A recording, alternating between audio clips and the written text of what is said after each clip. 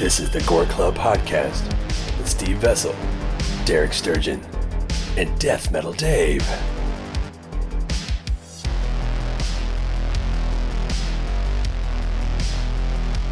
For hours, and then I'm a Baptist. I was like, me and my coven go to the Hot Topic twice a week. Oh my God, that's so. You and your cursed fanny packs. that's what started. Let's take not this talk shit about this on the seriously, air. If we are, we are recording. Okay. Yeah, so we were talking about your cursed damn fanny packs. Cursed fanny packs. Your Ouija board fanny your packs. Ouija board fanny packs. Okay. Goes against the beliefs of all the Hot Topic witches. I doubt it. I don't think so. I think that's the complete opposite. I think it's actually their demographic. Yeah, that's how I hit on yeah. people. I'm like, hey, check out my fanny pack. They probably like wear it and then have one of them like lay in the middle while they do weird shit. It's like, those are meant for change, you stupid ass. Yeah. Mine has 3 pockets, one in the back. It's whatever. It's 14 inches long, so you can put some John Holmes in there. What is 14 inches long? John Holmes. What is it? The fanny pack. The fanny pack is 14 inches long. Oh, wow. That's a big fanny pack. That's a backpack on a butt. It's an impressive fanny pack you got butt there. pack. It's a butt pack. You put a lot of stuff in that fanny pack, Steve. I know. I can't help it. Oh my God. I don't want to do this. I don't want to do 1 hour on fanny packs. Let's do an hour on Rob Zombie then. That's way worse. Can we go back to actually? I almost yelled that into the fucking microphone. Speaking of shitty covens, we'll get to Lords of Salem later. But tonight's episode is about Rob Zombie. Bob Cadavers. And his real name is Robert Bartlett Cummings. Yes, I don't that's I what it didn't says. Ever need to know that? But Well, I there wrote it is. down for you on the kind of sparse whiteboard because I overwhelm myself, and there's no really need to do that. It's on like you this have a bunch of subject. shit for I don't- House of a Thousand Corpses. You have no and everything idea. else is like You have no idea. That was Yeah. gonna have to have like 4 of those. Oh yeah. I don't need your fucking board for the 8 movies of Rob Zombie. Right? They all live in my head. And let's just make this clear that we all watched every Rob Zombie movie this past week. For the most part. Just to rewatch them. I started the day after I started last Friday. Actually, I started with House of a Thousand Corpses, and then Same here. I got to 3 from Hell, and I'd seen that at the premiere, so I didn't rewatch that. And 31, I've seen it enough. I went through all of them. I didn't skip one. Oh God! I watched them a little bit out of order because I figured I'd watch like the Firefly like trilogy or whatever, and so I watched House, and then Devil's Rejects, then 3 from Hell. Then I went to Halloween, and then We'll get to that. But before so I went through all of them. You want to give us a bio? And before we go through that, we got to talk about Dave's on the tab this week, Rob so- Zombie, Not tabs, he's on his the tablet. musician, because that's how a lot of people know Rob. Well, yeah, Zombie. let's talk about the good times. The White good Zombie. times. White Zombie. I remember. Yeah. He says yeah a lot. I tried to look up and see if there. I fucking love the White Zombie. How many times he said yeah in Astro Creep? and I Shut the couldn't find fuck it. up. It was over 50. Has to be over 50. Anyways, White Zombie. The original noise rock punk band from they weren't from New York, but that's where they started. Yes. That's what I remember. Yes. The first 2 albums. I did not like Make Them Die Slowly. I thought that was awful. That was the first time I heard of them. Really? God, that's a bummer. Well, I found them because it was in my brother collected Thrasher magazines, Hell yeah. and it was a issue in '89, and it had an interview with White Zombie. So 9-year-old Dave just reading Thrasher magazine. Wait, you were fucking 9 then? in '89? Yeah. Oh, I thought you were like 16. Yeah. Good. Anyways, to keep going. 17. 20. I found him through the Lex Exorcisto, and then went backwards, and I thought I found. No, I didn't hear that album. The tape of Make Them Die Slowly, and I was like, wow, this is really fucking making me die slowly. It's really slow. The edits are not good, and the production's awful. But if you go back another album, it's like, wow, this is fucking crazy hippie punk noise rock shit. Like they were really trying to do some experimental stuff, and then Astro Creep is like, I guess, their opus. Yeah, that's the one you hear about the most. Yeah. That's the one that people talk about. I'm from that generation that discovered him through like fucking Beavis and Butthead. Hell yeah. Really? Well, he worked on the movie. Yeah, so that's where I was like, oh yeah, White Zombie. And started checking them out. Los from that. Exorcisto is the Devil Music Volume 74. Yeah, you just think about that song Black Sunshine. If you listen to that song while you're driving your car, you're getting a speeding ticket. Right. Iggy Pop is As soon the as intro. Iggy Pop comes on, it's Iggy just Pop, man. balls to the wall. That's all. I love that fucking album. It's got some of my favorite hentai in there. You can always hear that. Okay, sorry. That's true. Favorite hentai. Shidoji's in there. There's all kinds of like, that was like the beginning of him really putting in movie snippets, clips, all that stuff. And I think he perfected it in Astral Creep, and then it just started getting worse after that. Hellbilly Deluxe was good. Yeah, that album, that like for me, that was like my first like introduction really to like a full Rob Zombie album. Because like White Zombie, I just saw music videos and shit at that time. Now since then, I went back and I like White Zombie.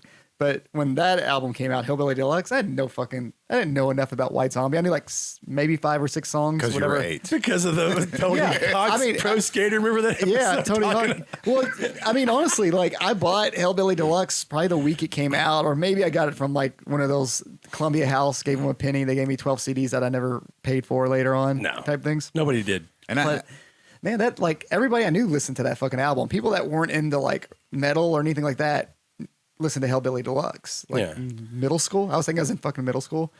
And it was weird because all the kids were listening to like new metal then. And it was this like Rob Zombie shit. Yeah. It was completely different compared to what. And, Rob Zombie did a lot to sort of get more people into like horror. If you go see, even from the White Zombie shows, like I saw White Zombie in 95 and in 96. One was that god-awful White Zombie Pantera tour. And then the other one was the Ramones farewell tour. And the Super Suckers. And the Super Suckers. But the thing that was weird, what was weird was the Ramones opened for White Zombie. I thought that was weird too. And it was really weird because the Ramones farewell tour. I don't know how they decided this, but they did. I remember that distinctly, man. Who was more popular by that time though? Oh, yeah. Yeah. Sadly, that's fucking true. Yeah. That crowd didn't know who the fuck the Ramones were for the most part. Yeah, you see that a lot. Yeah.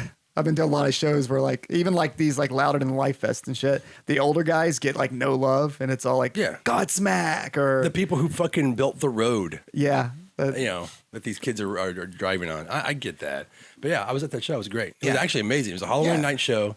And it looked like they had just collapsed a building on the stage and it stuck jack-o'-lanterns in it and had clowns come out of the ceiling. It was fucking awesome. I remember that was the Astro Creep tour. Yeah, that was the Astro Creep tour. I think it was the year they broke up too. But I remember that show vaguely because 16-year-old me wanted to smoke weed.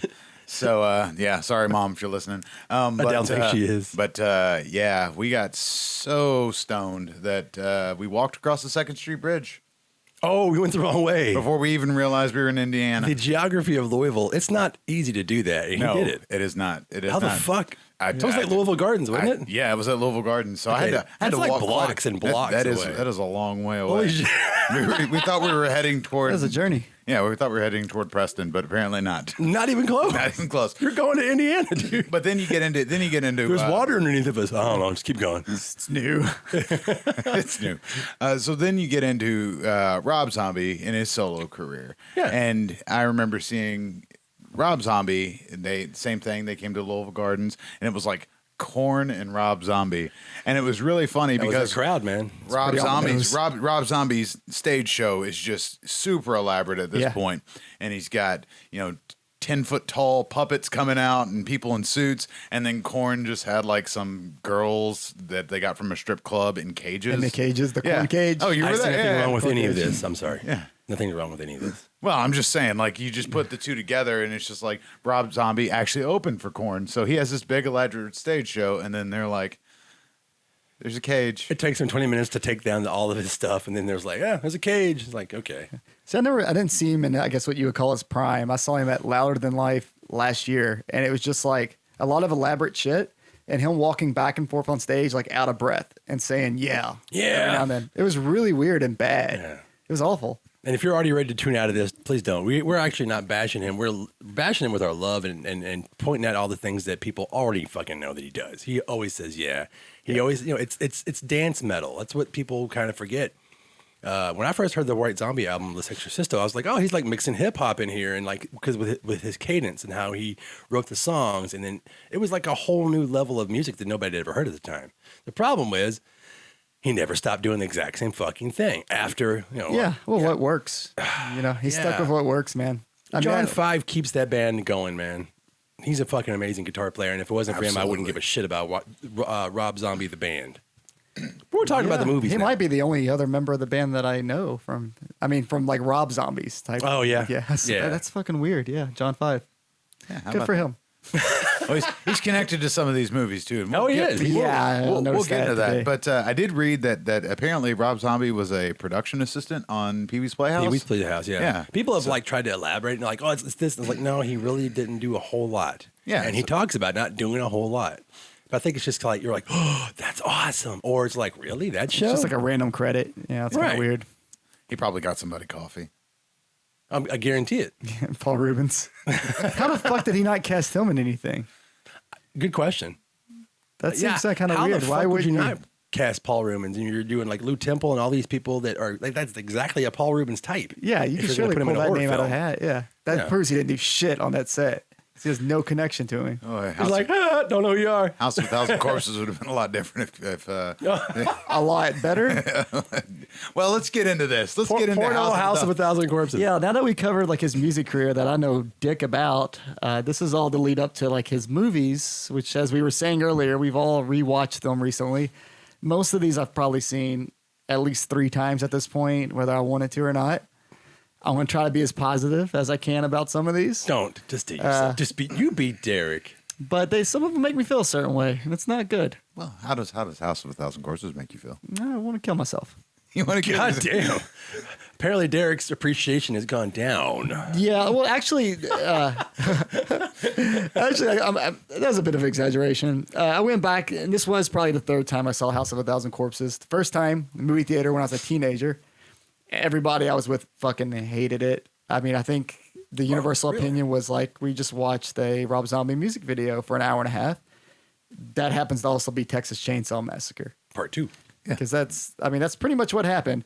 And I didn't have any need to go back to it. I didn't fucking care. Because everybody at that time was so stoked to see it. And I think maybe that was the problem too, is like, oh, Rob Zombie's doing a horror film.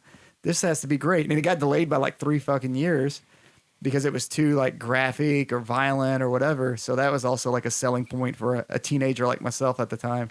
That was a big thing. But I was not impressed. Horror was PG-13 at that time, and everyone was like, this is going to be fucking amazing. Yeah, but it's legitimately it's the Texas Chainsaw Massacre.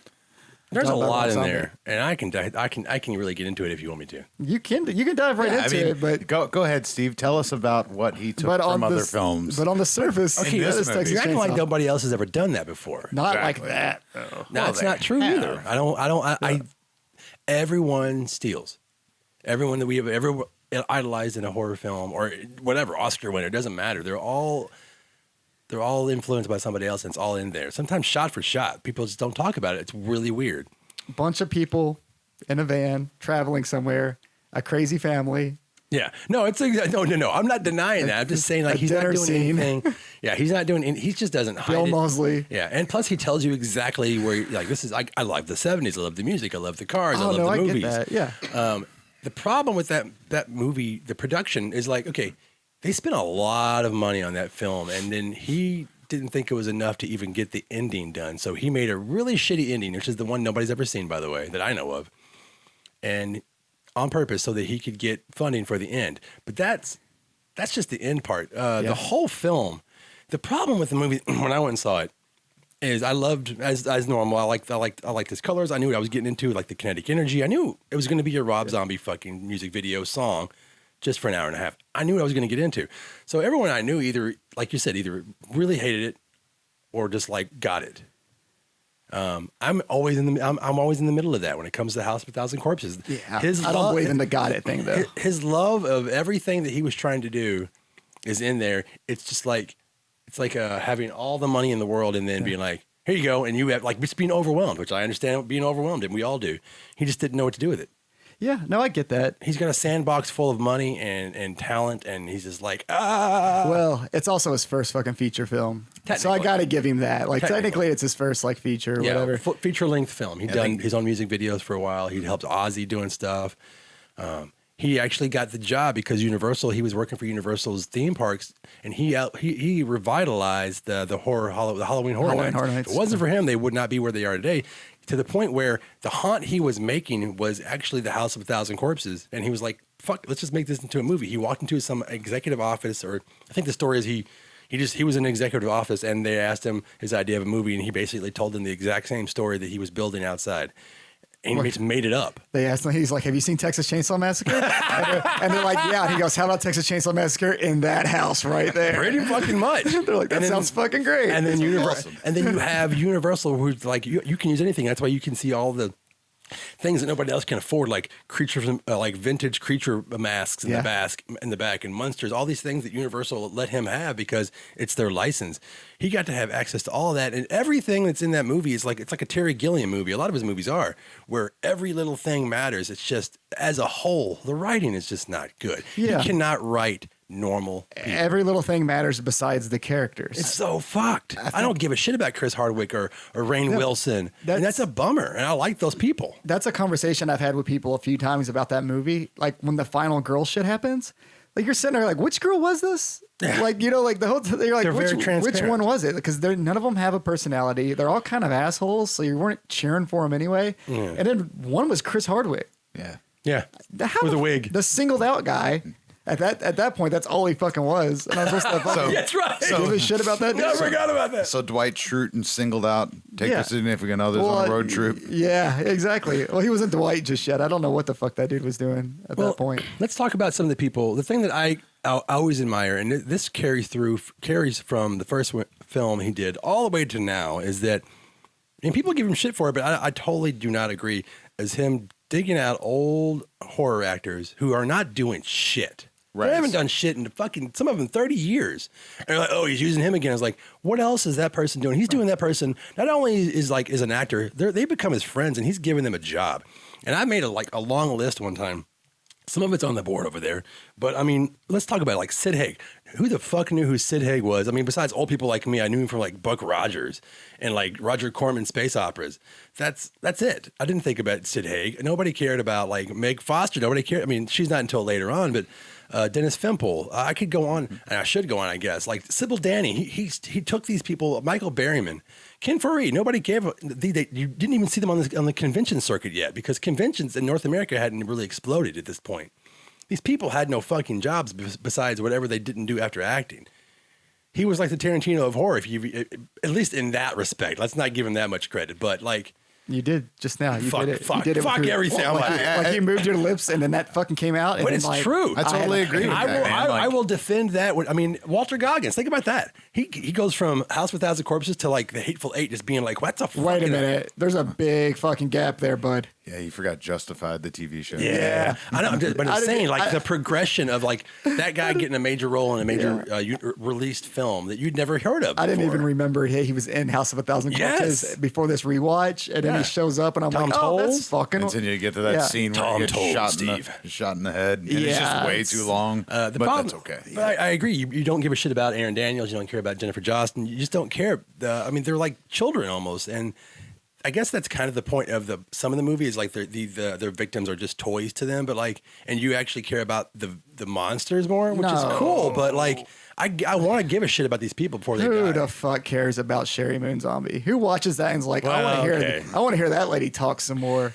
Luckily, she changed that in the sequels. Yeah. Like she stopped talking that really high pitch and all that. But I love the scenes where they're doing their show for the family before they kill them for Halloween. But there's things that don't make sense. Like, hey, I fixed your car. Go ahead and leave so we can attack you in 5 seconds. I was actually going to shit like that drives me fucking nuts. When so I watched it last. car's fixed. Last Friday they come in and I was watching it and they did the Cars Fix thing, and then I forgot all about the whole like they're all dressed as scarecrows, that whole like elaborate thing of like great everybody idea. dressed up and coming up. I'm like, why the fuck would you bother doing all that when they were already in your house? It reminds me of Dolls. We talked about that 2 weeks ago. Yeah, like But that scene, like, what the fuck led up? What did you cut out of the script to do that? and the fact that like that's one of those you have to turn your brain off because everything has to work out like exactly how they want it. Like, what stops that person from just driving the fuck through the gate? Yeah. You know, like Right. the average person's gonna freak out and just slam their gas. Yeah. They're not just gonna like, oh no. Matthew McGrory, he's fucking great. Who cared about him? Tim Burton probably wouldn't even put him in Big Fish if it wasn't for House of a Thousand Corpses. I mean, that's sad. He's great in Big Fish, by the way. Best Tim Burton movie ever. I hate the villains in these movies. I think they're super fucking annoying, but I do like Otis and I like Captain Spaulding. I think they're great. But Yeah, Sid Haig's good really not characters. on screen as much as like No. sometimes like my memory is a lot different than what actually happens. Because I remember his screen time is awesome. I think because I love that opening scene so much. And if you had the DVD, you could just let it play. And Erwin Sid Haig Keyes? would talk to you. Yeah. Erwin Keyes, nobody had seen that guy in an exploitation movie in 20 years. Do you know what I'm talking about? Yeah. Okay, yeah. Yeah, he's the one. He always wears the big clunky mask at the Captain Spaulding's gas station.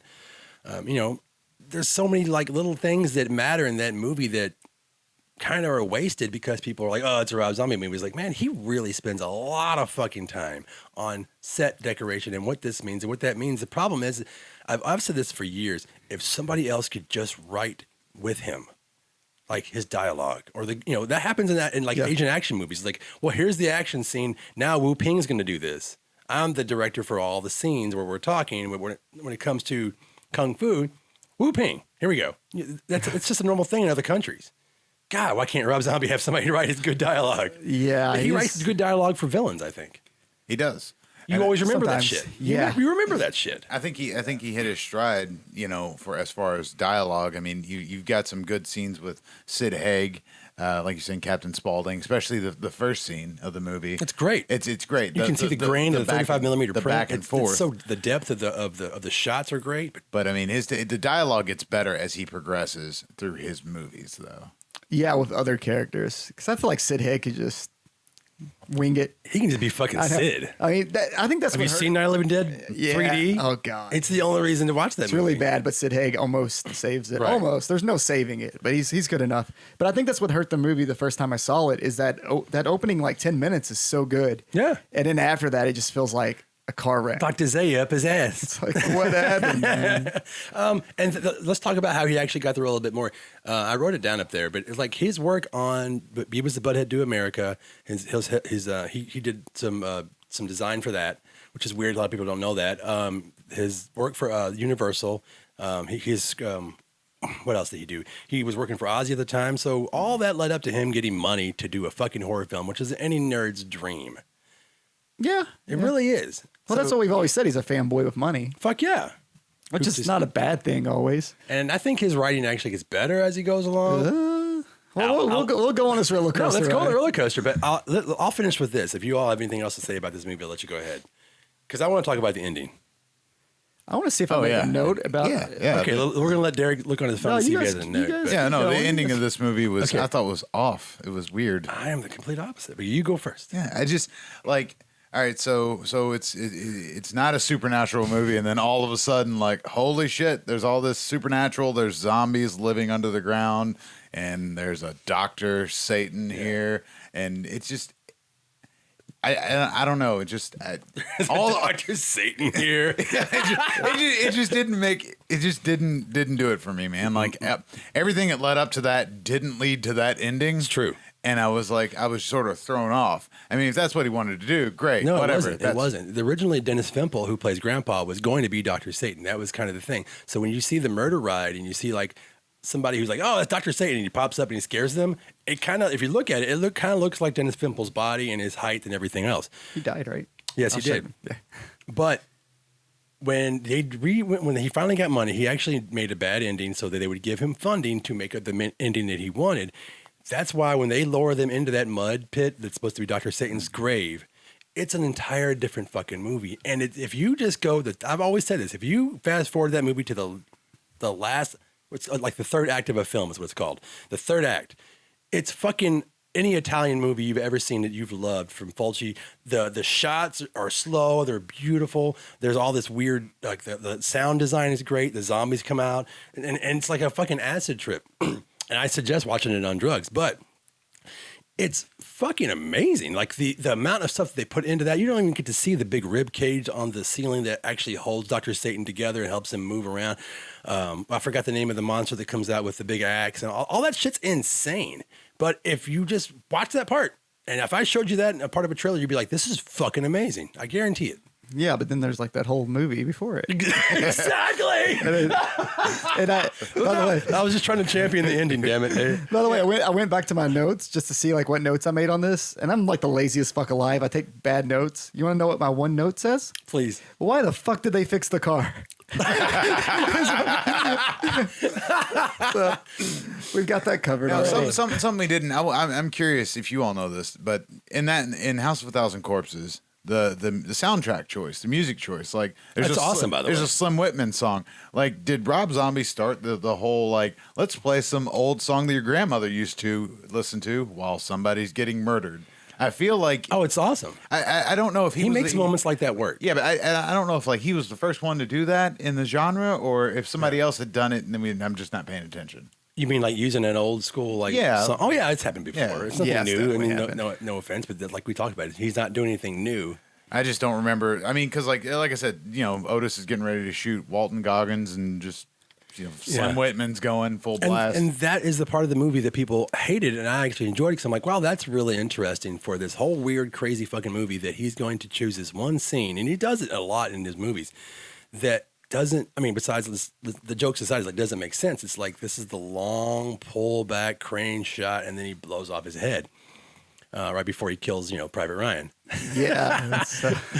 But those are the kind of things that make me go, you know what? I appreciate some of the stuff he's trying to do because I've always been the person like I see the intent. You may not have the skill yet, but I can see where this might go. Yeah. And then it went to then it went to 2005 and The Devil's Rejects. Devil's Rejects. I really liked this movie. I really did. Most people did, and I'm one of them. Did you rewatch it? I did rewatch it. I've seen Okay. Devil's Rejects several times. Let Dave go first. I've probably seen this movie more than any of the other ones. Okay.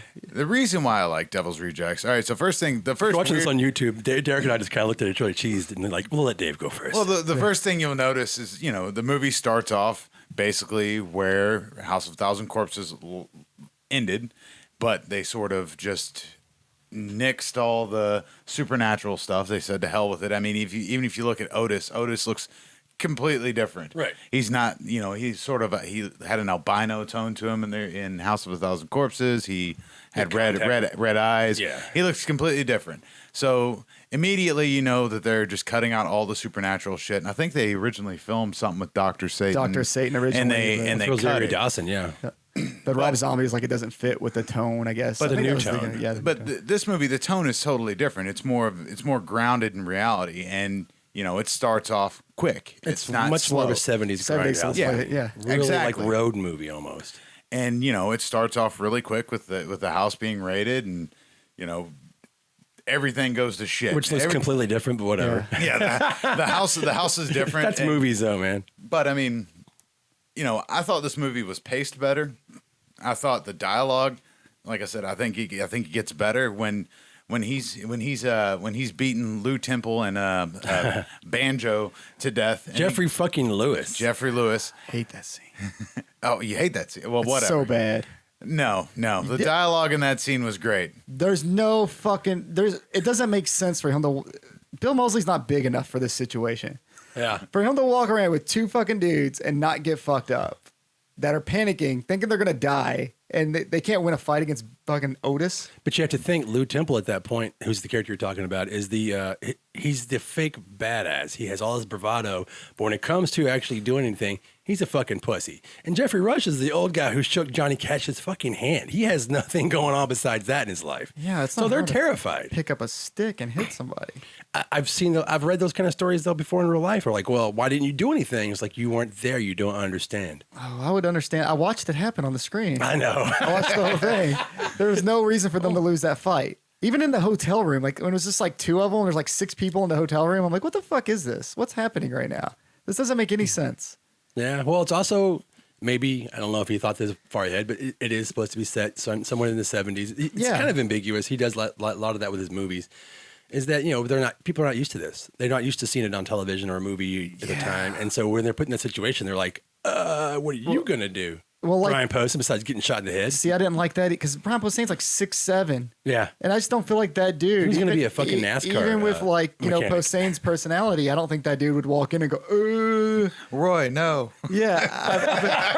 I feel like there would be a lot more to that. And that's kind of my... So I also used to love Devil's Rejects. And I went back and watched it for the first time. Derek probably actually loved it, and he went back and it like spoiled 6 or 7 years. And it just kind of like... I liked House of a Thousand Corpses more viewing it now. and I liked Devil's Rejects less viewing it now, which is a weird fucking thing, I guess. But the characters, once again, none of the characters mattered. Like, none of them. I thought they mattered more.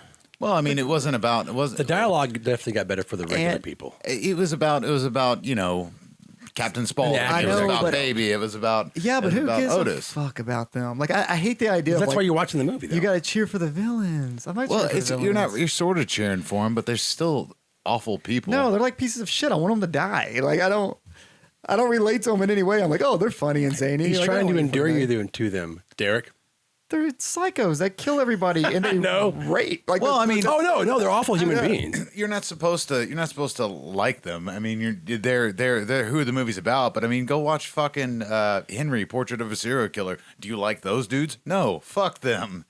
But you still watch the movie. yeah, but there's like a story between the two dudes and the one kind of becoming more evil as time goes. Yeah, Tom Tulse. Yeah. Whereas this one's just like Tom Tulse again.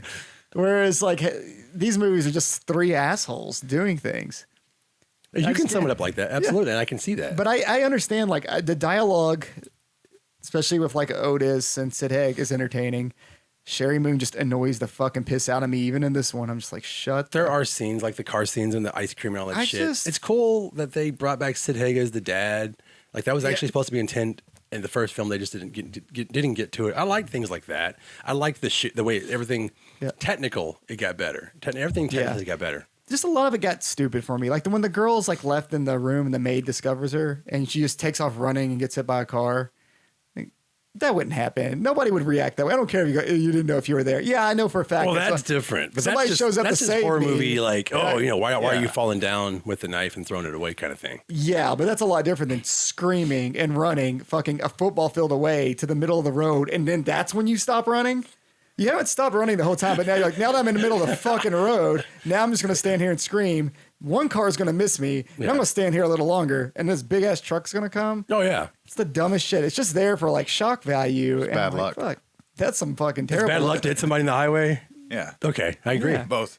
But For both like, people involved. now, like, I'm shitting on it, but I don't think Devil's Rejects is a bad movie. I just think I think it's it's yeah. a huge improvement. it is, but As far as structure and acting and writing. yeah, I just think I see the problems in it more now than I did, probably because I loved it at first, and now when I go back and look at it, I'm like, it probably wasn't as great as I thought. You know that Whereas- the success of this the moderate success of Devil's Rejects helped him get future movies too. Yeah. So I mean, his budgets just keep Now I going. really up don't from there. like it. Well, but here's the thing about that is that the Devil's Rejects, he constantly kept taking his own budget down because he was like, I had all this money at the first film and I just didn't know what to do with it. So I thought that, and this has always been true with auteurs, if you want to call them that or not, is that you give them so much money, they don't know what to do with it. But if you take away, they become more and more like they use their imagination more. Things happen on set, that kind of shit.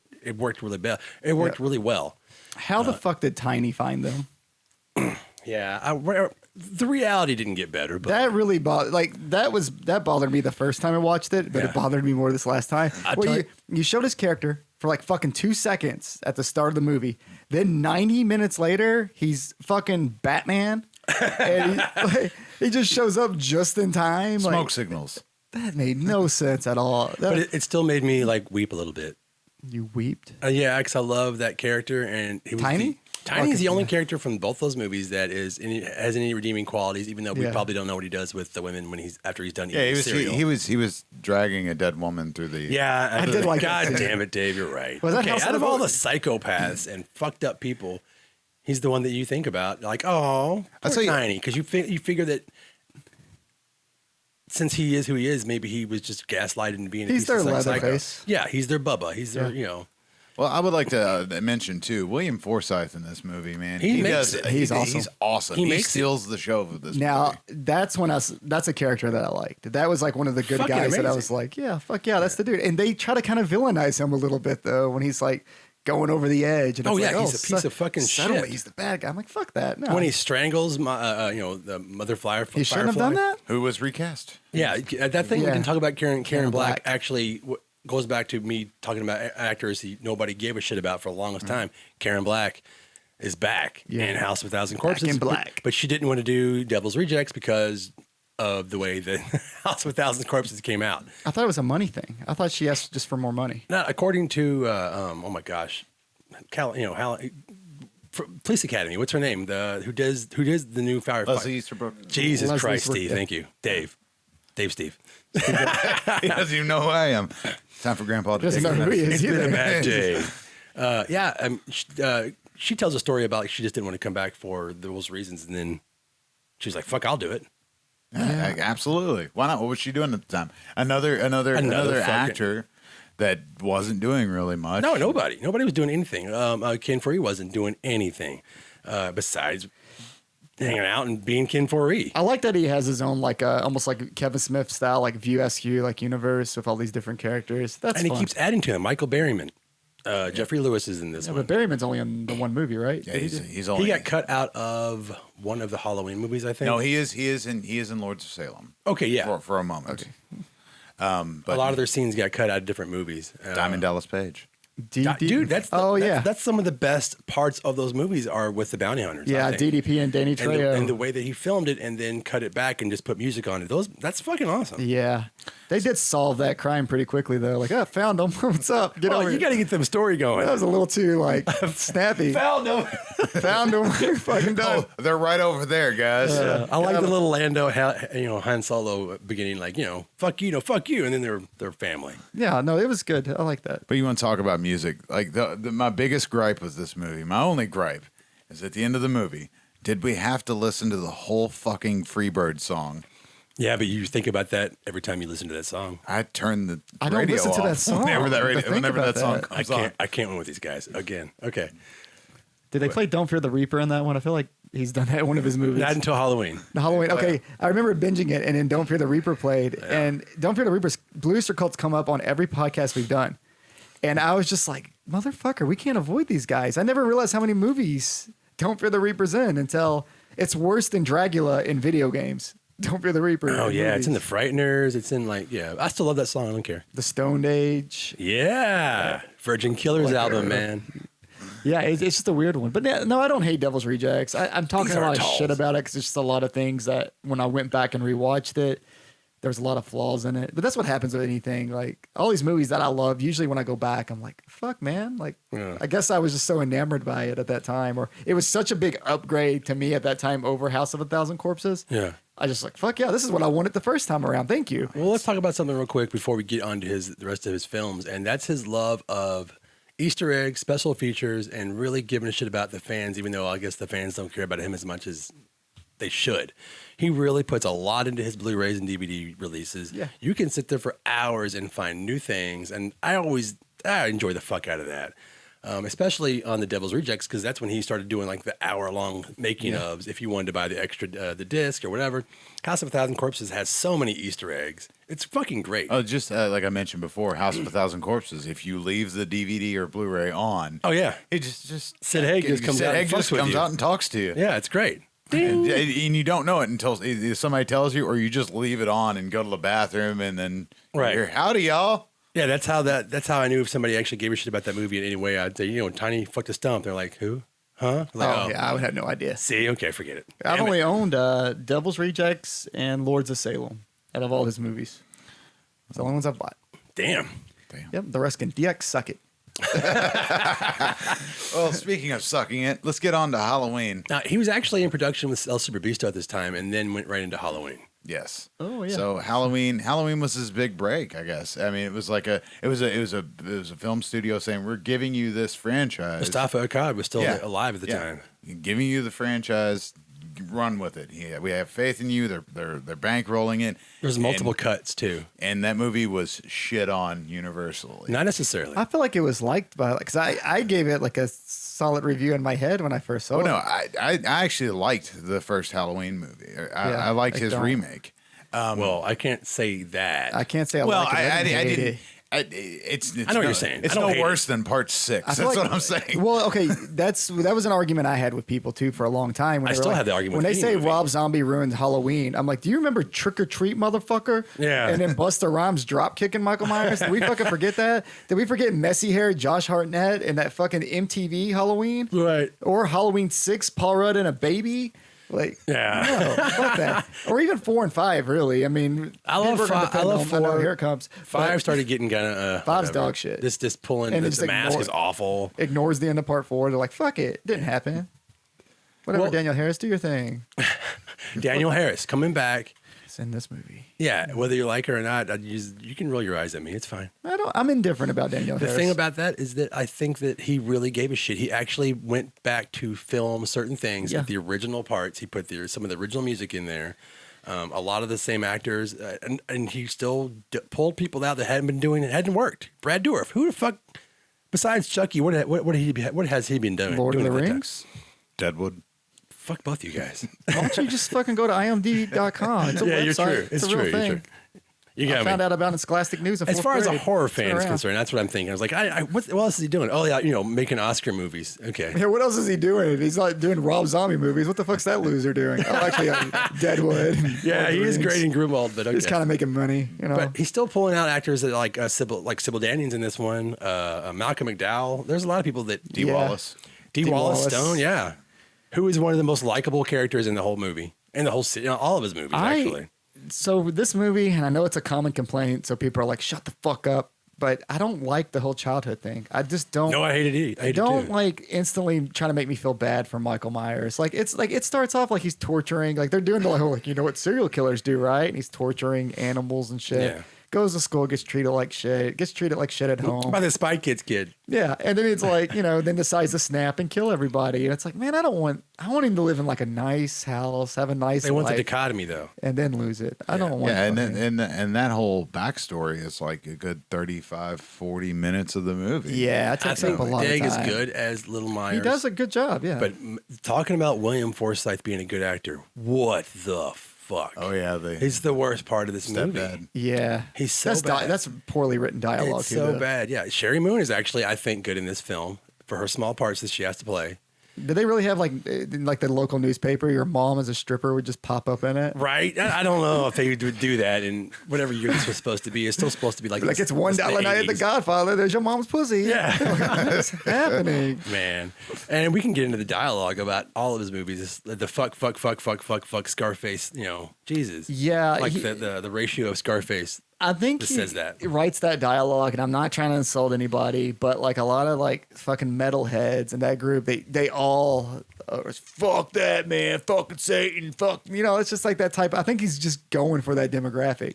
And that's not everybody. That's a small percentage, but there is a lot of people that are like that. Look at a review, like the ones that are really going for these Rob Zombie films. Sometimes it's like, oh yeah, I see what you like. They want to see titties and murder and f-bombs. Yeah. Which is fine. I mean, that's what I wanted to see when I was 7. It's still now, really. It depressed me to make make the character Malcolm McDowell Loomis so shitty. Okay, That was a bummer. that's my problem with Halloween 2 more so than Oh 1. yeah, he becomes even more of a narcissist Yeah. like guy. 1 I can kind of like. He was good enough. Like he wasn't a total ass. Yeah. But part 2 it gets way too over It the gets top for me. really It ruins bad. the character. Yeah, and I like the scenes of him in the hospital. It's like I wish they could have just had the murders, gone to the hospital. You could show more in there. Because that connects me to the character way more than the whole beginning of him Right. being tortured by his family and his stepdad and Little bit. having a good mom and loving his little sister Boo. It's a little bit too much in the beginning. I just didn't care. But, see, I got to see a rough cut of the original cut that he did, and it had like the Munsters theme at the beginning, and the ending was completely different. And then when they brought it back out as a director's cut, I thought I was going to see that again. On actually in HD, because the one I had was like some bootleg. It was awful, but I sat through the whole thing. It was a much better film. It seemed shorter, but there were more scenes. Anyways, I thought I was going to get that. They just never released that version. Yeah, he makes some weird And choices. some of it's cut in it. out. Some of that childhood crap is cut out. Yeah, he makes some weird choices in it because, like you said, like all the stuff when he's in the hospital is really cool. I like that. Like you can see like his mind slowly going. Like he always asks his mom, "When can I go home?" Yeah, he doesn't get it. He doesn't get it. I like the transition of the mask and and the mask and thing. But the thing I didn't really understand, like why anybody would do this. So Lou Temple again. So Oh, yeah, he here we comes go. in. And Now, he's- there's 2 scenes that you're going to talk about. The original scene is not the same one you're probably going to talk about. Yeah, well, the The escape scene? Yeah, the escape scene. The original escape scene was completely different. Well, the one that I saw. The one that everybody else has seen. Right. Is he decides to take a patient into Michael Myers' room, and him and another orderly rapes her. That's based on a true Michael story. Myers. That's based on a true story. But the thing is like there's so many questions about the scene. Why he wrote it? Like, it's based on a true story. You said I haven't heard this part. I guess I didn't listen to the commentary. No, I don't think it's in the commentary, but it probably is. But it just seems like it's just bad idea all around. No, I'm always about weird stories and movies and things like that, like them people having sex with corpses in mortuaries. Like that shit's been around forever. But you hear about that, and then you hear people who make the movies are like, no, we got that from going to these places and talking to people. Apparently, that was something that actually happened when they were doing interviews or trying to find background on doing the hospital stuff. But that scene led to what I think sort of sets Michael Myers in his ways, where you see Danny Trejo and he's like, "Oh, come on, Mikey, let's take you back to your room." And you're thinking, "Oh, because he's been sticking up for him all these years," and Michael Myers just fucking kills him. That's the worst decision in the whole film to me. Is like, you totally wrecked anything that made me feel empathy towards Michael Myers because you just killed the only dad you might have ever had. Like, why would you do that? I think they were just trying to set up like he's got no Yeah, he's so far he's so far gone that he Okay. just kills this guy. And I thought that scene spoke a lot about what. But he's endured to a child that he's never met except for when she was a baby. Yeah, I just thought it was weird that they spent, I just went cross-eyed thinking about it. Sorry. yeah. No, it's fine. And they almost spend an hour like getting you to feel bad for him, right? That's the whole Right. thing. Everybody's terrible besides his mom, essentially. Right. And because everybody in the hospital's terrible. But then there's Danny Trejo, and that's it. That's He's the the only shining light. And it's like, And then you fucking murder him? Like, you're trying to show how far gone Michael is, but at the same time, like, maybe just let the one fucking guy live, just to see where it goes from there. That would have been so much better. Yeah, I think so too. But you gotta kill Danny Trejo. That's just kind of like what people do. And I don't know. There's a lot of great music in that film. I love a lot of the scenes. Dee Wallace, the Strode family is exactly what I like in horror films. Like, I actually like this family. I like the dad. His death was a little bit too quick. When he just shows up and he's gone, he's dead. But like when you watch him killing, even in slow mo, Dee Wallace, you're like, oh fuck, this sucks. You're killing 18's mom. I mean, she's literally 18's mom character in that movie, and it's awesome. Let's talk about Scout Taylor Compton. She is the fucking best actress he's ever worked with, I think. Yeah, I think she does a killer job in Holy this one. shit. I mean, every time she shows up, it's like, oh, thank you. Yeah, I didn't like part 2 though, what they did with her, but that's not her fault necessarily. That's like the character. But in this one, yeah, she steals the show. So. Oh, so easy. You actually, you really care about her. You like everything she says. She's being fucked up with her mom, playing with bagels and stuff. He's like, oh, that's totally what my sister would do with my mom, was being like proper. And my sister would be like, oh, I'm going to fuck this bagel. He's got some really I'm good. gonna fuck this bagel. Michael's like navigation skills have always bothered me, even in like the originals. It's like, how are you tracking these people down, dude? Like fresh out of this facility. He's And just supernatural. Like, is he? That gets explored in the second one, but it's actually explored in the original series, period. Even in the very first film, it's just cut out and it's in the novelization where he hears the voices in his head. Like the shit that's kind of dumb in the producer's cut of Halloween 6, you can hear "kill for me." That's actually supposed to be going on in Michael Myers' brain the entire time since he was a child. And they just cut out of most of the movies, but it's in the very first novelization of So Halloween. there's like really smart demons in his head, like They're GPS very smart. demons. They're very smart. They're Celtic. So Take a yes, left. Turn left here. I still don't the understand. compass of evil. Can he read? Does he know how to read? Well, like in the first one, he can't drive yet. Well, he did it very well last night. That's the worst Loomis accent ever. I want some of those Michael Myers demons, man. Right? Seems He's like- just, he's a walking embodiment of started evil, thrown away. Derek. Yeah, you don't need shit. It's just fucking demons. Tell me where to go. I like Jesus, that. take the wheel. I like the ferocity that they gave him. I like whenever he's killing people, he's just like grunting and putting everything into it. That was something new that kind of took me off guard. You can kind of hear in the soundscape. You didn't like that? Why is he so fucking strong though? Is that the demons too? He's Tyler fucking he's Mane. Tyler Mane. He's, What do you- he's Sabretooth, man. Fuck you. That's why, because he's a big dude. Okay, so we saw what that kid really grows up to be in real life, right? That actor. Juggalo. So like, how the fuck did he become that? There's no way. Movie magic. No, that's bullshit. I'm sorry. You can look at that kid and go, "You're not going to be 7 foot tall and made of muscle." Yeah. Well, if you watch the film, if you gave a fuck, you could see that he actually grew like 6 did watch inches it. during the production of the film. The first one? Oh yeah.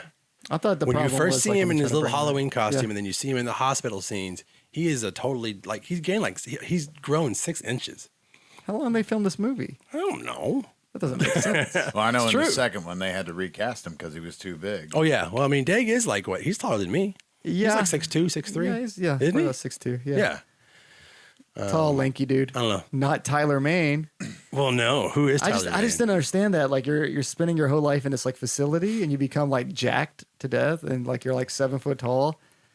That doesn't make sense. I don't know. Crazy prison for food is really good for you. There's no Lots of way he protein. got the proper malnutrition to become fucking Tyler Mane.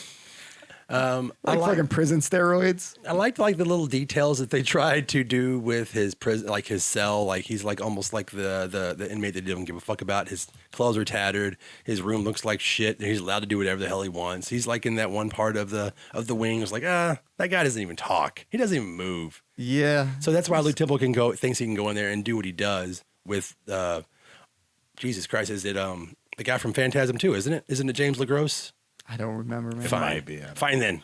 I just watched it too. I still just So go back to that. That's the original cut was it actually had Sid Haig, and I forgot who else was in that scene. I want to even say the original Sybil Danning role before they recast her as a nurse. I think where he fights them and then gets out that way, which to me makes way more sense. I think they're going to transfer him. I can't transfer him. I cannot remember. So if you're on YouTube, please tell us what the fuck we're not remembering. Yeah, I don't know. I think I did like it more than a lot of people. A lot of people just shit on it for the sake of shitting on it. For me, it's mainly that childhood shit that bothers me. And then some of like the Michael Myers Hulk shit. I just don't want you to be that strong, man. It's pretty much Jason Voorhees. You're not Michael Myers anymore. Like you're Jason now. And Jason Voorhees, that's the time when everybody started making remakes with like 7 foot tall actors. Yeah, so that was kind of the thing too. I'm like, man, like Michael's kind of like weird and stalkerish and not like overpowering. I mean, you've always seen like these babysitters and shit be able to kind of knock him back and things. And and now all of a sudden he's like fucking punching through walls and hammering through the fucking floor and all that crazy shit. It's just not. It's not my Michael. Not my Mike. It's not my Michael. Not my Michael. I liked how they the original ending was where they all die. Did you see that version? Where like she gets kind of possessed like Daniel Harris does, picks up the knife and is going to further kill Sam Loomis, and then she gets shot by the cops, and that's the end of the film. And then you see like this weird vision of her in the sanitarium, but that's actually her last thoughts. It's not really happening. She's dead. They're all dead. Michael Myers takes off his mask and then yells to Malcolm McDowell to just fucking die and kills him. He thinks he gets shot by the cops, and then Scout Taylor, Lori comes out, and then she picks up the knife and tries to kill Loomis more because he's dying anyways. That's part 2 though, isn't it? No, this isn't it. Yeah. This No. Okay. No, she gets shot. So there's the same ending for part 2, pretty much. Maybe I'm wrong. They're so similar. Well, let's just go ahead and talk about part 2. Yeah. Okay, let's jump to the ending of part 2 and this will be really weird. Okay. Because I just learned this after watching it because I was talking to a friend about the ending that I saw for part 2. So part 2 ends in the director's cut, which is the only one I've seen because I've seen the director's cut Blu-ray twice now. Right. Where so Laurie and Michael are fighting at like, I don't know, like a fucking barn or whatever it is. And all the cops show up. They surround the area. Loomis shows up. And they're like, we don't need your help, Loomis. You're a real piece of shit. And he's like, I'm going to hell. Anyway, he gets killed. And then Michael comes out, and all the cops just blast Michael. Yeah. Just like boom, boom, boom. Yeah. And then Laurie comes out and grabs like the machete or knife, whatever the fuck. Oh, it that is. Yeah, you're right. You're right. That And is then, too. yeah, that's when they have their guns pointed at her. Sweet. That's that ending. And the other ending, I guess the one that people saw in theaters was, I don't know how it went. Maybe she tried to kill Malcolm McDowell or some shit.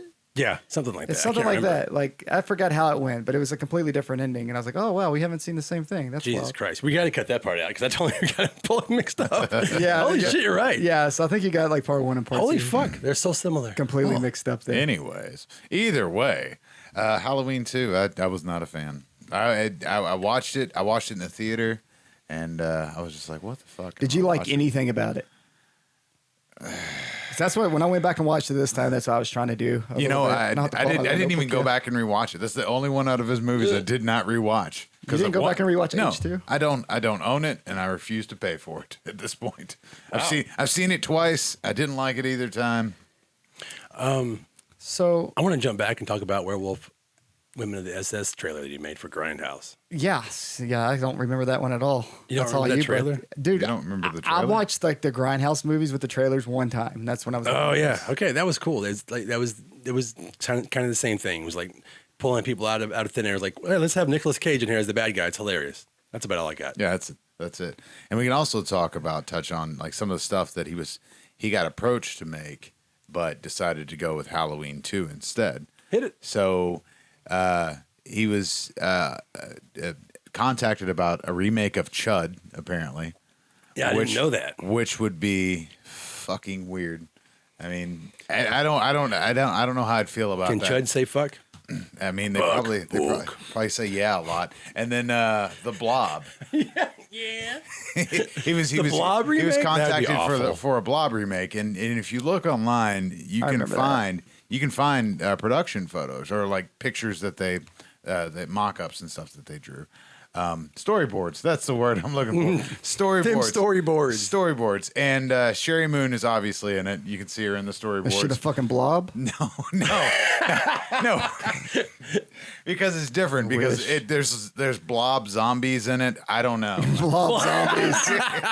Blob That Zombies. sounds like Look a it up. shitty Rob Zombie cover band. Oh my, that's great.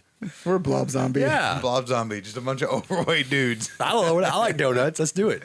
Oh, but anyway, so he was supposed to make that as well. I'm glad he didn't. And then there was another movie called Tyrannosaurus Rex. I remember that too. Yeah. It was about a comic book, and I figure you'll know about this one. It was called The Nail. Yeah, but it wasn't going to be good either. And that was one of those things that they were. Damn it. I'm trying to help you, Rob, and they're like, no. Yeah, well, Blob. it Well, I sucks. think Tyrannosaurus Rex and Blob were both pretty fucking close to being made. Jesus. The Chud shit. That's my first time hearing about it, and I'm like really angry right now about that even being thought of. He was attached to it, but nothing really happened because Yeah, he was that's- doing other things. That would have been so fucking weird to do, Yeah. especially if it would have got like a major like theatrical release, like Chud again. Probably could have brought John Hurd back. At that time, he wasn't dead yet. Could have had the sequel, Bud the Chud. Oh my God, Bud the Chud. would Bud the be- Chud just saying fuck and cunt over and over again. Fuck the chat. Bud the Chud would be played by Sid Haig, probably. No, it'd probably be fucking Sherry Moon Zombie. We have mentioned Bud the Chud in almost every fucking episode of the Gore Club podcast. He's eventually going to do like an Eddie Murphy style movie where Sherry Moon plays like fucking 8 characters. And I fucking hate it. So moving on. Let's dig into Halloween 2, I guess. I mean, we could dig into it a little bit. This is all you guys. So- I'm just going to sit back. I do like the opening scene of Halloween 2, how they did the hospital thing. I think most people did, yeah. Granted, it's like a dream sequence. And that's another thing I learned. The one I've seen, the director's cut, she falls into like a pit of bodies. In it and I don't think that's in the original release. There's a apparently. lot in that. Yeah. And I like the director's cut a way more. But her dream, because it ends up being a dream sequence, that nurse is like the world's shittiest fucking nurse. Because like, Octavia, is that in Laurie Strode can't walk. She's holding that fucking thing with the IV bag, and she's like, "Oh, I can't make it." And the nurse is like, "Let me help you, honey." And she helps her for like 2 seconds, and she's like, "I gotta go. You'll be okay." And like leaves her ass, and she can't fucking move, and she's just like standing there trying to get to her room. And the nurse is like, "I gotta get fucking murdered. It's part of the script. Bye." It's weird. It's true. And then like, Laurie can't fucking walk. And then suddenly she's like falling down in the bodies and going down steps and shit. I'm Yeah. like, you couldn't go down a hallway 3 seconds ago. But I still love that opening scene. It's great because, it gives you hope. It's a good wink and nod to like the hospital scene and the other one too. Yeah. I saw that in the big screen. I was like, this is going to be great. But like then Fuck. she wakes up, and this is a problem I have that we'll talk about like in 31 and some of these other movies, actually Lords of Salem. Who has these like vivid ass crazy dreams that these people in Rob Zombie movies have? Like they like fully fleshed out characters in their dreams and shit. My dreams do not fucking work that way. Like if I was in that hospital, I'd be like, oh well, fuck, there's Ronald McDonald. Yeah, fuck. Like that shit would play out like normal. Yeah, my dreams are weird. It's like my house on the, like an old school next that I went, it's like all these different places that I've been through my life are all stacked into like a bad Team America movie. Yeah, it doesn't make sense. Like Right there. if I fell in that pit of bodies, I'd be like, oh no, bodies. I'm like, oh, a Snickers. Yeah. Why can't I fly? Yeah, why can't I fly? Like, none of this shit I would could fly happen. 5 minutes ago. Now I'm slow. I mean, I know like trauma and shit like that, things happen, but man, they had these like crazy, vivid, like realistic dreams in these, and it's just like, what the fuck? You sound jealous. No, it's just weird. No, I don't want to dream about fucking Tyler Mane. Fuck. But yeah, other than I don't that, want those kind of dreams. Other than I that, love that- nightmares. Yeah, that I movie's love hard to get through. nightmares.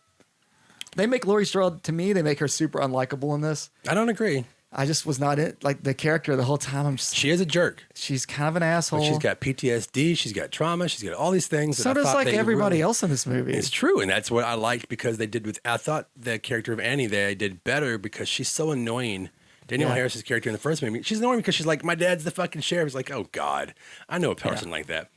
And this one, she's like the mom. She has to take care of her dad. You're like, oh God, your dad hasn't even been in a movie since Lord of the Rings. Yeah. Fucking loser. And then she's got to take care of her. She She has to take care of her best friend who is just traumatized as fuck, who still at this point doesn't even know that her brother is Michael Myers. She finds it out through a book. How fucked up is that? That whole scene in the car, it's really. I thought that Scout Taylor did another good job. She has to convey all these different emotions throughout the scene. You know, they're like, let's go to a fucking party and blow off steam. It's like, that's exactly what I would do. I'm going to go get fucked up. Fuck yeah. Yeah, but see, how does he find them? That's such a weird. It's Michael Myers movie. Devil GPS, I forgot remember? the fucking Demon demons. GPS. Yeah. Like so does it like taking weird places at first? It's like, oh no, first you got to stop at his van where there's fucking happening. And if you've seen the film, I really think you should watch the goal. director's cut if you actually like these movies at all. Yeah, I mean It's that's the only one I've way ever more seen. So I guess I've seen the best one. But Definitely. It's like It's only downhill from there. His movies, like he's starting to get like an idea of what he wants to do with his films, and this is like one that it's like Andrew Jodorowsky who like did Holy Mountain and all these really fucking movies. psychedelic crazy like El Topo is like a psychedelic fucking western. Those movies when are made for drugs though. It's true, and so is the director's cut of Halloween too. It's when like it all starts. It makes way more sense. Oh, maybe that's my problem. It's like the Halloween 3 of these films, because if it wasn't a Halloween movie, you'd be like, this is fucking crazy, and I like what's going on. If it wasn't Michael Myers. But I like Hobo Michael Myers. I like that it's like the downtime. I just hang out and eat animals in the woods, and then That's it's Jason Voorhees. It's time to go back to work. And Jason Voorhees. I like the way he looks. He's I like the fucking layers Jason. and the hood and the beard and the fucked up mask. I like all these. That little whole things. outfit looks like remake Jason's outfit.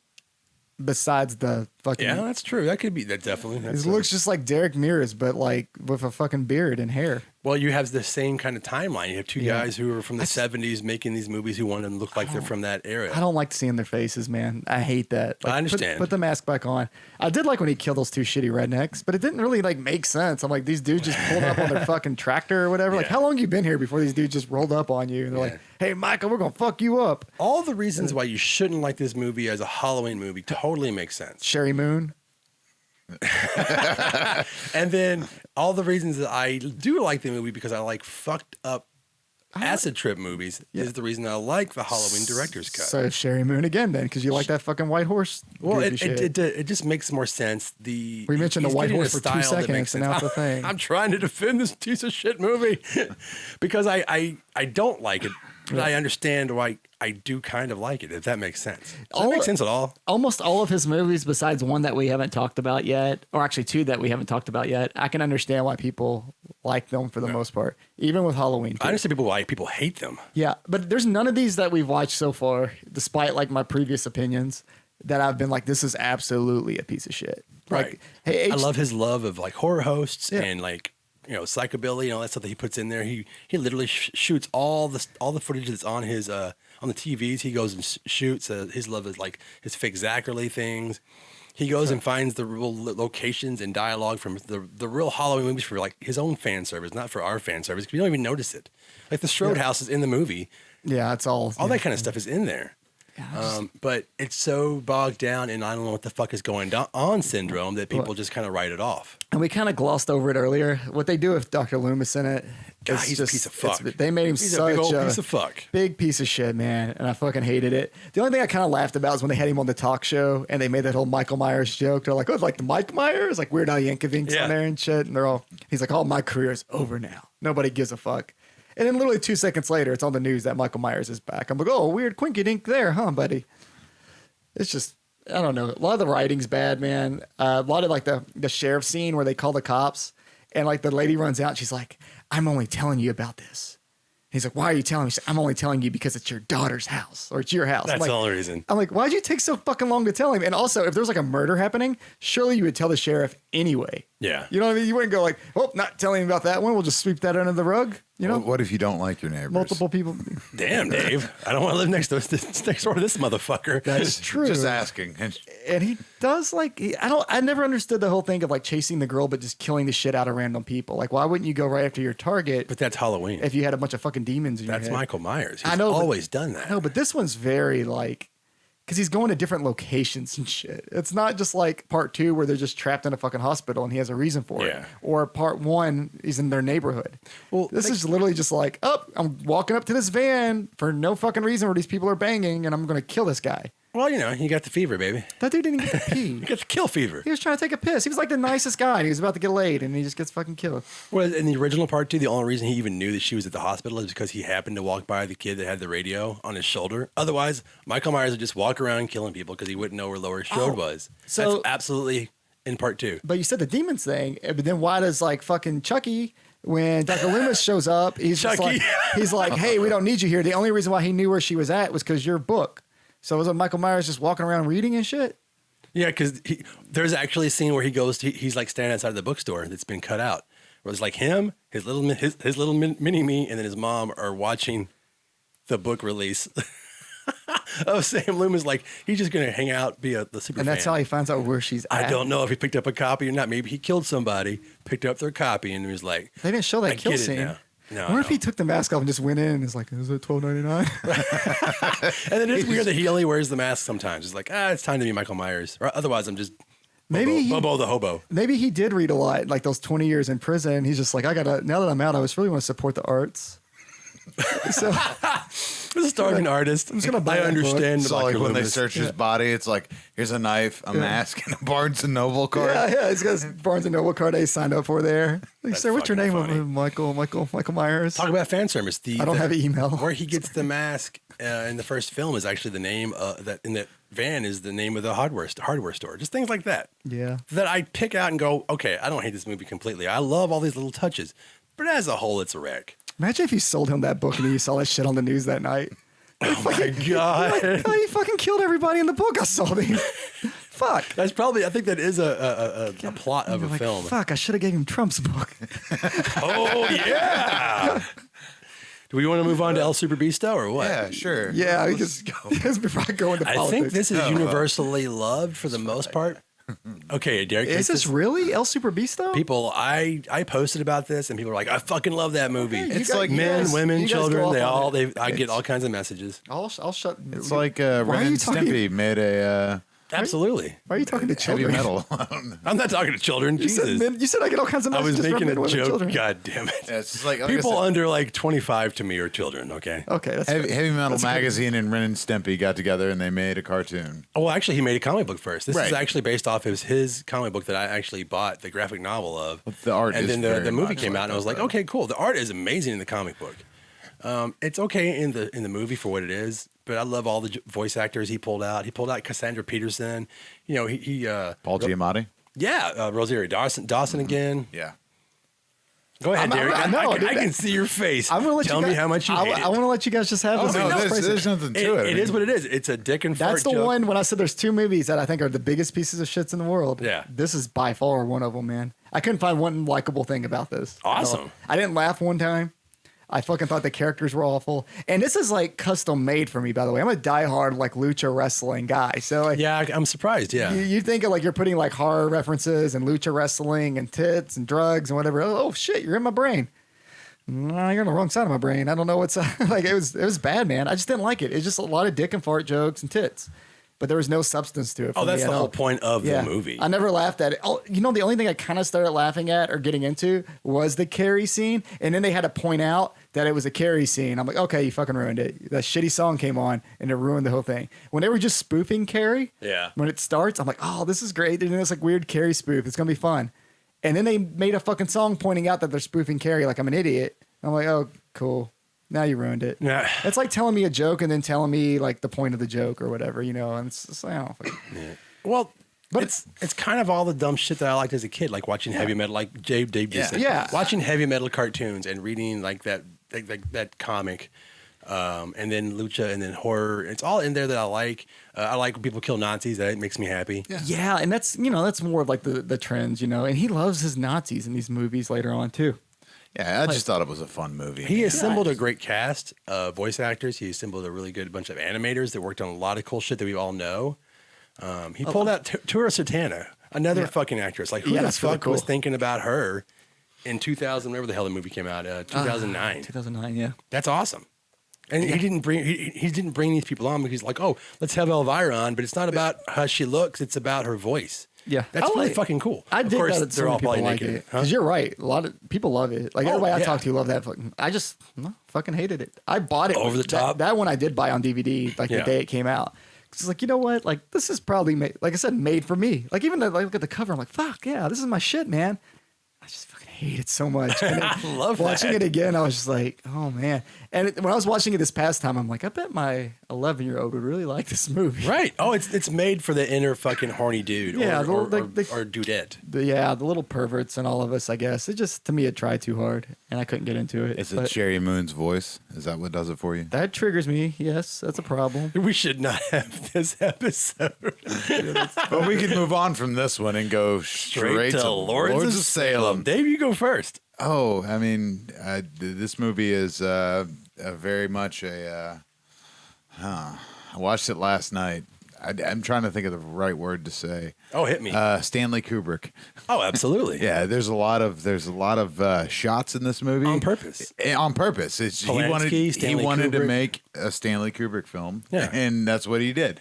Now, the thing that got me about this movie, and again, you've got Ken Foree in it, which he's amazing. He's one of the radio DJs, and his same facial hair you had in Halloween 2 as Blackula. It's the same fucking hairstyle, by the way. I love that. And the very first scene where they've got the black metal dude on. Yeah. Oh God, that made me cringe so much. Really, I thought it was hilarious. It's just like some dudes are actually like that, but it's like that's God very radio though. That's talk radio and shit. Yeah. You see those dudes all the time.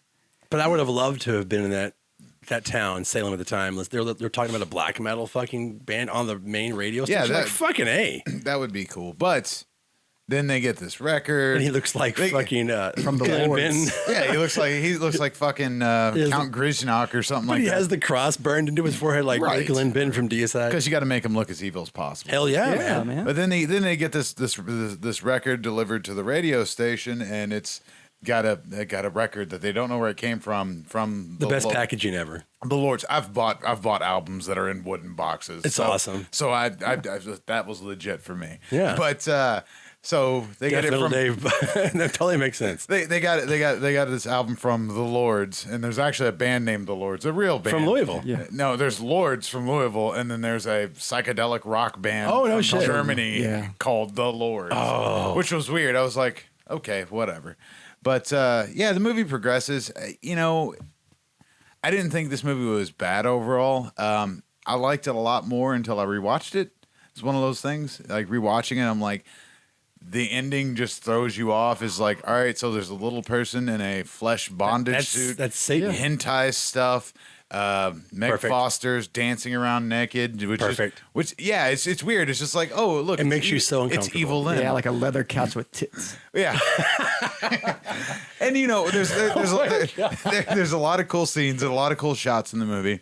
But overall the ending is just like, it's just fucking weird. It's like, why are all these weird masked priests jacking off? So you started this whole rant by saying he's doing Kubrick, and that's why it's like that. I mean, exactly what he's doing. But it's I don't know, man. That's why I liked it, actually. I did like the movie. I didn't like it as much as I remembered liking it. Here comes all my hate. I fucking love it. Yeah, we're gonna. You love this movie. I love this movie. No, that Derek and I have always talked about this movie because we think it's his most accomplished film. It absolutely is. I could see that. I think of all the styles he does try to mimic and copy, he does this the best. God damn, yeah. I don't know why he doesn't go back to it more. You're going to get a lot of hate fans because didn't love it, but everybody who loves the other films hate this one. And we have personal friends who are like, that was the worst movie ever. I'm like, okay, this is like the film nerd appreciation film. And then you have the other kind of film nerd who likes the other kind of horror. And I liked Lords of Salem. Yeah, and I'm kind of usually in the middle, like with my nerdiness, man. I love every like kind of genre and subgenre of horror. Absolutely.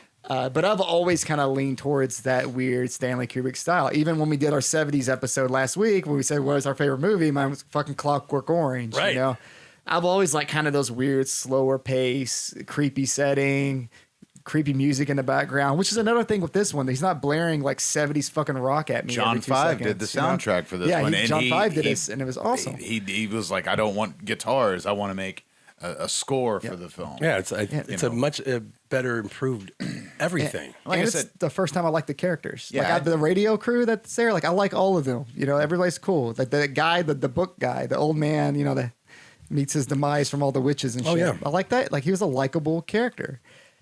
It's the first time in a Rob Zombie movie I've been like, oh man, everybody's pretty you even cool, like Dee man. Wallace while she's I love- bashing his skull in. When I she did, flips, she's the fucking dull, you know, like, oh, of course she's playing the sweet dumb one. Yeah. And then it totally flips where Patricia Quinn. And we can't forget to talk about Patricia Patricia Quinn. fucking We'll Quinn, get to man. that. I mean, yeah, definitely. It's fucking awesome. They were like they were evil Golden Girls, and I really like that. Like I really love that about them. They're like Golden So which Girls one's that are like Blanche? I secret guess fucking. Dee Wallace becomes doing Blanche. witches. Well, they're all sitting around like drinking wine. They're all kind of catty towards each other. You know, they'll Yeah. make like not like directly, not like that, like hey fuck you bitch type stuff you see in movies. It's just very like one-liners and things like that, just taking shots at each other here and there, or the way they look at each other sometimes, like oh you're doing that.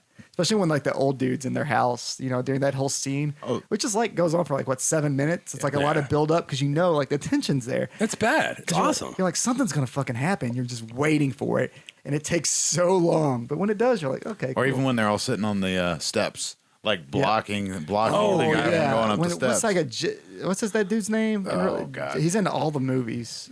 My boyfriend? Yeah. yeah. Jeff Daniels something. Yes. I always go on with Jeff Daniels, but he has a middle name. Jeff Daniel Phillips. There Jeff you go, Daniel yeah. Phillips. Yeah. He's great. I like him as Seymour. Seymour Coffins? Is that his character in the Halloween 2? Okay, sorry. Yeah, We already talked about that Well, movie, after that, but- I think after Halloween 2, that's where he started with Rob Zombie, right? And now since then, he's been in every single one of them. Actually, he was one of the Geico cavemen. I found that out just by Yep, that's looking. why. Yeah, that's exactly one was of the a reasons. Geico caveman? That's right. Yes. Rob Zombie found that out, and he's like, "I want that guy in my movie." That was how he got one of the main roles. He still had to audition.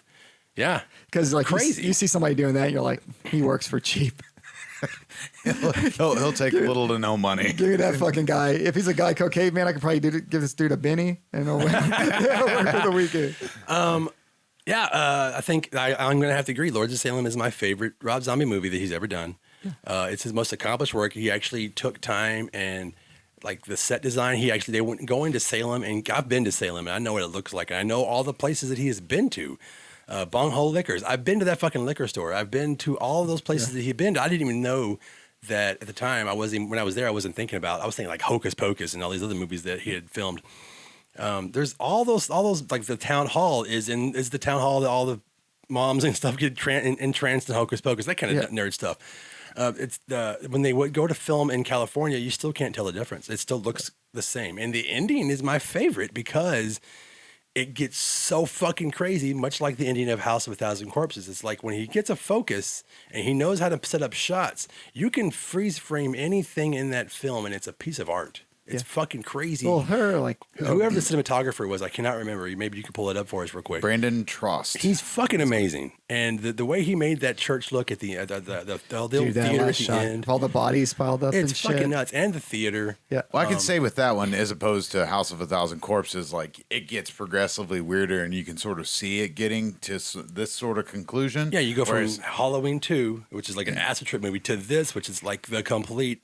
Right. The trip is done. You're, And like you're I said, Timothy fucking Leary right now. I did like the movie. I just didn't like it as much as I remembered liking it because I saw it when it first came out. I bought it.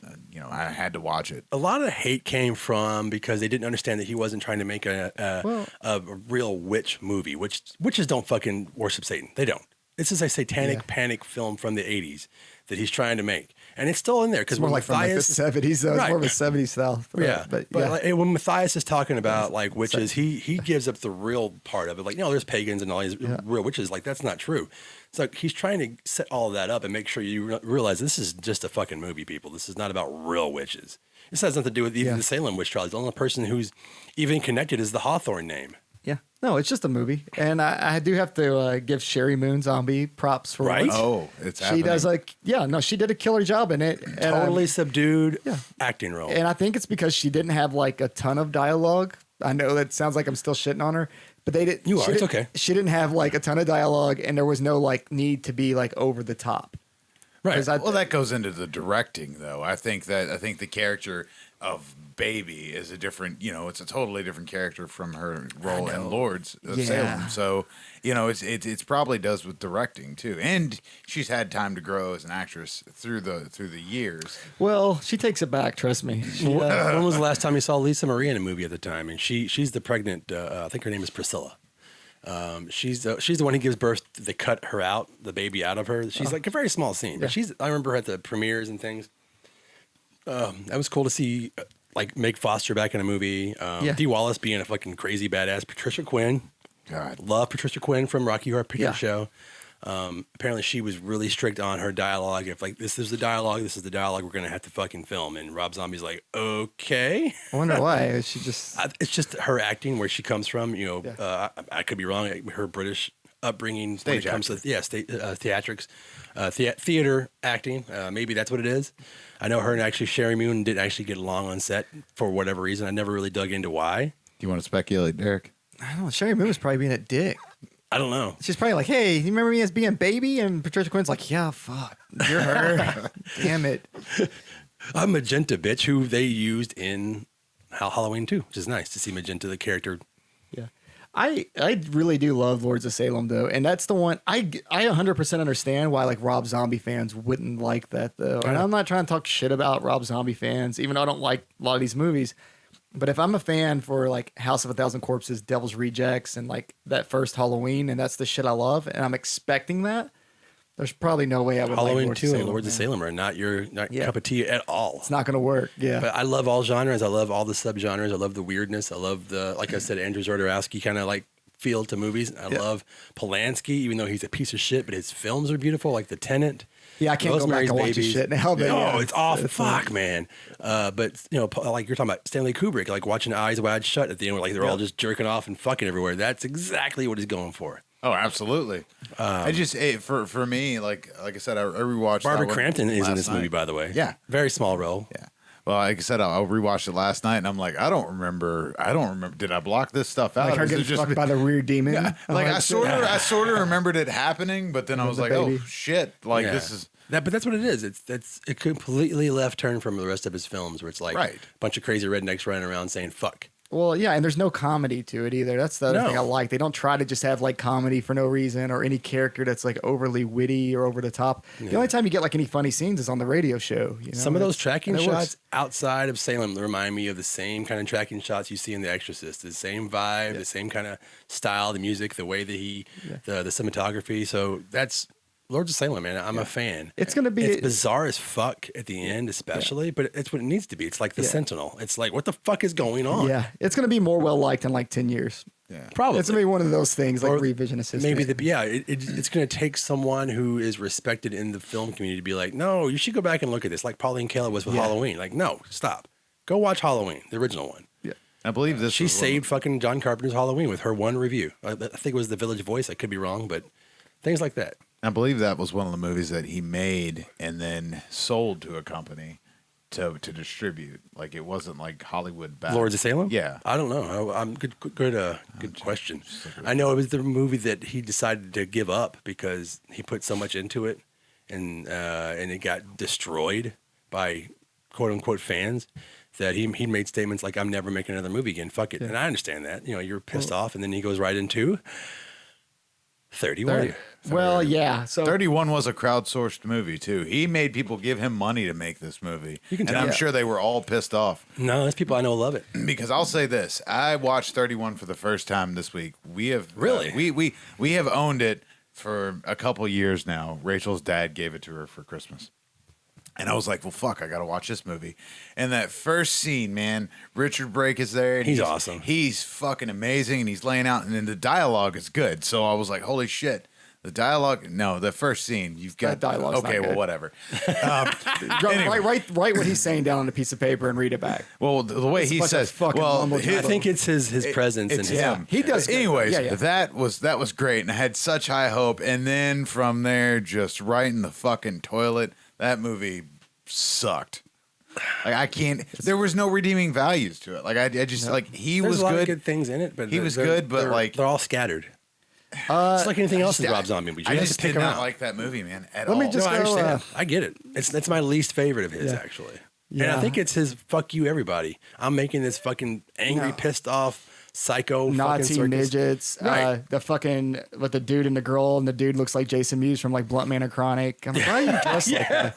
It's just I couldn't take any of it seriously. They're all fucking gambling, but what the fuck are they gambling? How are they, there's no? I don't see any TVs. I don't know how they're watching it. Right. Like, at no point do they show like Malcolm McDowell with like a TV or anything. Yeah, It's just, Malcolm oh, this shit's McDowell's just happening. coming up with the odds on his own. Yeah, Like, and kinda it's- like- oh my yeah. guy's It's losing. like the Running Man and Yeah. Death Yeah. Race 2000 Exactly. and all mashed in together. And it's like all these crazy Roger Corman ideas, but they just yeah, this is the one he did not pull off in any way for me. It's like the Running Man, except the opera guy in Running Man was scarier than everybody in this film. I couldn't get into any of it, and that was like, man, that really ruined Sherry Moon again for me too. Like even just starting it, because there's that like awkward scene in the van when it starts where they're like singing some reggae song, and then like all the white people try to do it, the accent, but they all sound like fucking Dracula. And like, well, how's this happening? Like, why is anybody doing this? This is fucking embarrassing. What? Just delete the scene. And then once again, nobody's likable. Everybody's kind of an asshole with that group. yeah. I mean, I think it's his angry movie. It really is. Yeah, it fuck seems that. like it. He comes right out of that and he's just like, because I think the next album he did was not well received either at that time. Yeah. It was basically anti-Rob Zombie for the masses. He still had his fans. I still bought that well, record. 31 was like a Kickstarter movie too, Yeah, right? that's Yeah, what it I'm saying, was. like- But I'm just saying, like, So it's because like he wasn't even going to it's make like it. He your couldn't get guys' financing. fault. All you people that donate to that. It's weird. He's come from like, all right, we'll give you money for this movie. By Universal. All right, Yeah. yeah, we'll give you more money for another movie. Now we're going to give you this franchise, and you can do whatever you want. And he gets another he gets both those movies, and people are throwing movies at him left and right. Then it's just now here we are, 31. You're 31, and then But it's kind of a loose version of like John Carpenter's career, where Just like real life, 31. started, you're done. yeah, doing really, really well, and then made The Thing, and it ruined his career, and he had to go back to the indies. I think Rob Zombie can just put out what the fuck he wants at this point. People are gonna. There's Yeah. people that like 31. I don't know why. That's the one I watched that I was really just like, man, this is a piece of shit. And I was watching it with someone else too, and she was just like, yeah, this is a piece of shit. Everybody was just like, and everybody I talked to about it, I try to talk to like a few horror nerd friends because I'm like, oh, they're gonna argue with me. I'm like, hey, did y'all see that piece of shit 31? I'm like, why are you bringing it up? You're trying to forget it. I have friends who like it, but they are Rob Oh Zombie yeah, and they fans. probably like midget Nazis and shit. Well, sometimes when you're a fan of somebody, you're a fan of somebody. Yeah, Not I get me, that. man. And I get it, but like, I had one of my friends tell me like he took him a couple viewings before he actually liked the movie, and I'm like, you've got way more patience Dude, than that's I like do. people that are 'Cause like- I'm I've not done watching. that. I have done that. I I've know. rewatched a movie many times to get it. Yeah, that's like going on like 7 dates with somebody trying to like them. God damn it. Stupid. Like, I'm almost blowing this microphone like, up every time he maybe, talks. Maybe if I finally fuck this person, we'll get along. I can't fuck a DVD, so I hate it. I can't fuck a DVD, so I hate it. Quote of the day. Well, the hole's kind of small. But we gotta wrap up, so let's go to this last movie, 3 from Hell. 3 from Hell. 3 from Hell, yeah. 3 from Hell is my Once Upon a Time in Mexico, because it's like going from El Mariachi to Desperado to that. It was a big letdown. And it was Yeah, like, it felt all like the ideas rushed. and the intent is there, but fuck, it was rushed and not shot well. It doesn't look But good. his guy saved it for me, who he loves so fucking much, Richard Brake. Yeah, Yeah. he's great. Him and like Bill Moseley together. The pop-up, the Yes. pop-up Firefly member. If that could have been something earlier in that whole series, I probably would have liked a lot of those movies Instead more. of Baby? Because their dialogue together is fucking great, man. It is. We've got to mention that Sid Haig was only in the movie very briefly because at the time he sucks. wasn't doing well. Yeah, there's a and he script was sick. circulating that has the script circulating the original one. He's in there. It's his movie pretty much. It's like his swan song, and he just kept getting sicker and sicker and sicker. So they brought Richard in to take Sid's Yeah, place. Yeah, to sort of That's exactly take what it over was. there. So most of that dialogue was supposed to be Sid Haig. I mean, they tweaked it, of course, for Richard, but yeah. I didn't notice how much he had changed over the years. 'Cause we've seen him at conventions We see him all the forever, time. we see him all the time, so we don't like notice a lot of the changes. But when I watched Devil's Rejects and then Three from Hell back to back. It was like, holy shit. Yeah, dude. yeah. Like in his rough. face, the way he It lost made me his so face, man. sad, and we missed the fuck out of Sid Haig. It was a bummer. As much as I shit on some of these movies, Sid is like the high point of a lot of this Always. stuff. It's his birthday week, this actually. And this kind of is a weird coincidence. We did not plan this. But yeah, I mean, just a quick thing on Three from Hell. I just couldn't get into it other than like, Bill and Richard's like dialogue together. I thought some of that shit was hilarious. The rest of it didn't make sense to me. Like being able to bust them out of jail that easily really didn't make sense. The fact that they fucking even survived that shootout was fucking stupid. Yeah. And then Cops can't shoot unless then you're the- black. And then the last shootout scene with like Obviously they can shoot black people, but they can't shoot the fucking Firefly people. the luchadors and Fuckers. shit at the end made no sense because these guys, I mean, they were done. And then like the fucking little guy saves them. That didn't fucking make any sense, man. I thought the movie just was drive away. It just didn't. Let's just drive away. Well, it didn't make sense to make the movie. Like No, it should have been over. the movie. What did it really achieve? Like, cool. Now they're out of prison. That's pretty much it. They're out of prison. Yeah. They go to Mexico. It is my least. No, it's not my least favorite of his, No, but it's I the mean- one that I went to the premiere. I went to the premiere of that. Yeah, a it lot was of very people were stoked limited. about it. A friend of mine and his wife bought tickets early, and I got there like 2 hours ahead of time, just in case. There was nobody there. By the way, thank you, Zach and Fergie. But it was like there was 5 of us in the whole theater, and this was like the limited premiere. You can't see it anywhere else. And man, I was like, thanks, guys. I'm gonna go home now. Yeah, man. It just wasn't. I was kind of hoping at that time, like maybe more like Devil's Rejects, but I just feel like it was just rushed and I think thrown I need together. to rewatch it. And I'm gonna rewatch it. I mean, I just actually. watched it. Oh, did like you? 3 days ago, I watched it. Yeah. Yeah, I went through all of them. I haven't again, seen man. the- I want to have like a fair, review. And of that's them. it's on Shudder now. It's so. on Shutter. Yeah, it's. I'm too poor to have internet, man. We can get a free week of Shutter. Watch it from your fucking phone.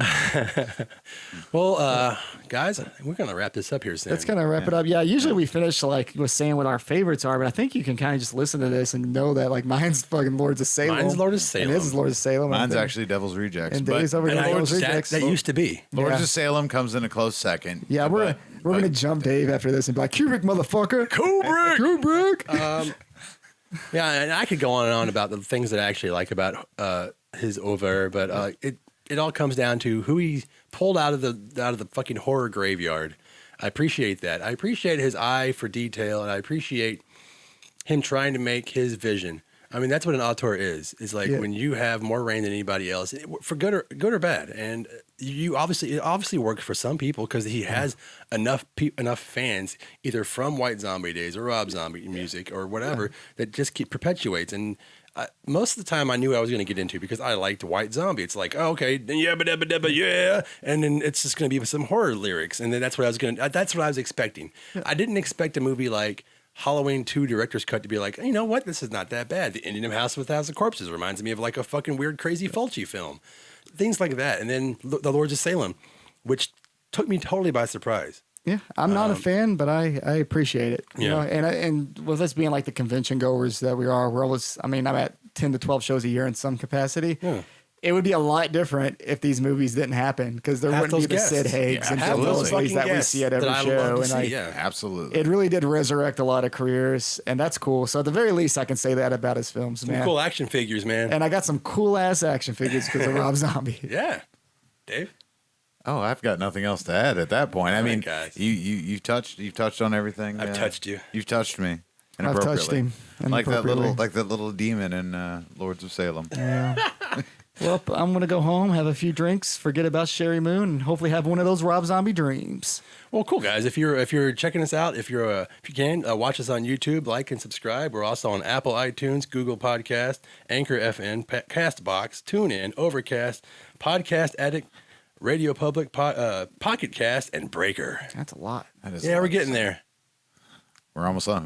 Softball is gonna sponsor us next. And Spotify. Soon. Softball. We're getting softball. Thanks, guys. Bye.